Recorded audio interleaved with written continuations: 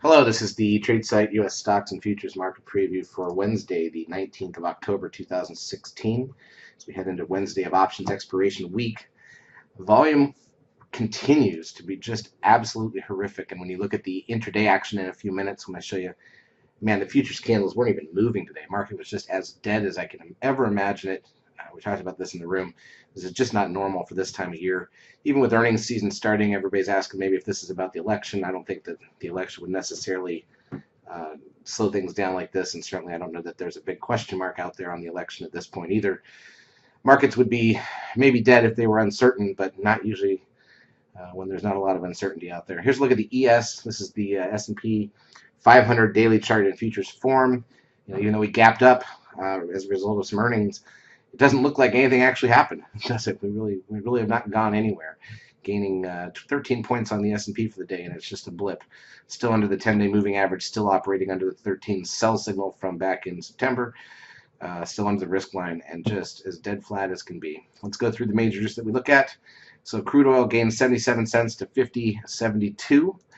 Gold up 7, which is a blip there. S&P cash index up 13.10. Like I said, just like the ES chart doesn't look like it's gone anywhere. NASDAQ 100, most of this is the gap. You'll have to remember, these look like big gains, but when you see the intraday, you'll understand there was really a gap, and that's it. And NASDAQ 100 gains 43.55 on the backs of Netflix, which is what caused the gap. SOX up almost 10, which is a blip. Biotech's up 38. That's a small recovery after being sold off the last week or so. The VIX down 93 cents to 15.28. As volatility decreased, the trend gets a low reading at 0.87. That brings the 10-day moving average to 0.97. Let's see, 1, 2, 3, 4, 5, 6, 7, 8, 9. Yeah, the numbers that are going to drop off the moving average for the next 3 or 4 days are all below 1. So that's going to make it hard for that moving average to head down. NASDAQ volume, 1.3 billion shares again. So in the top 6 or 7 lowest volume days of the year, again, back-to-back with Monday, which was awful. This looks a little bit better, but honestly, we were at, with like 40 minutes left, we were only at 1.1 billion shares. They just printed some volume at the close. This is horrible, horrible volume, and when we show you the intraday, you'll see what that translates to. It's just very dangerous trading. Shouldn't be doing much in the trading world when it looks like this. Advanced decline ratio on the NASDAQ plus 813, on the New York plus 1577. Google gains $14.65 to a new closing high on Google, as Apple loses 8 cents. Amazon up $4.70. That's obviously a blip there. Netflix, there's the big winner of the day on the earnings. You can see the gap closes up 19 points essentially. All right, so let's look at the intraday action. So here's the 5-minute candles on the, we'll start with the ES. And again, you can see the gap up and then sold off a little bit for about 30 minutes. And that was most of the range for the day. High to low is about 10 points. If you look at the NASDAQ side, it's almost even worse. Look at how many of those candles are just a couple of ticks wide and going nowhere after gapping up. I mean, it's just really, really, really untradeable. Very disappointing. We do have, obviously, core earnings starting right now. We got a lot of stocks reporting after the bell today and before the bell tomorrow as well. So now you've really got to be on guard for which stocks are releasing and make sure that you're not wrapped up in any of those. We had Goldman Sachs before the bell here on Tuesday, but we're going to start to see more and more, and then the biggest ones will be next week still.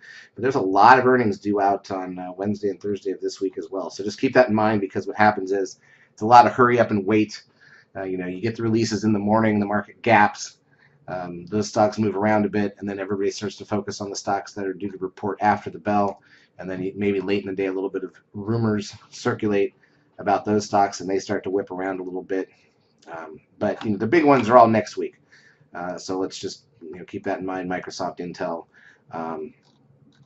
Google, everybody, that's still coming. So for now, just be aware that there are earnings on a constant basis here. That's about it. So tomorrow is Wednesday. Oh, the other thing to keep in mind for Wednesday is this is options expiration week. So Wednesday is the chance to be the options unraveling move potentially, and we just need to be aware of that. Because obviously, after the first hour's play, if they decide to unravel those options, you can get a pretty decent move in one direction. Now, obviously, with no volume in the market, I wouldn't bank on seeing that type of action.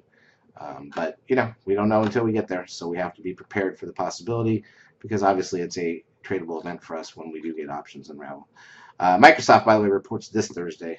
I think I said it was all next Thursday. It's this Thursday. So even though that's usually the end of core earnings, the way this month's laid out, a lot of companies seem to be reporting later. So the core 8 days of earnings are a little jumbled between this week and next. But we are in that season right now. It's just a very different season. A lot of sitting around waiting, and then gaps from the earnings. But this light volume is just ridiculous. Charts as usual brought to you by eSignal 12. If you've not yet taken a trial of our services, feel free to do so. We will help you out for a couple weeks. Have a great trading Wednesday.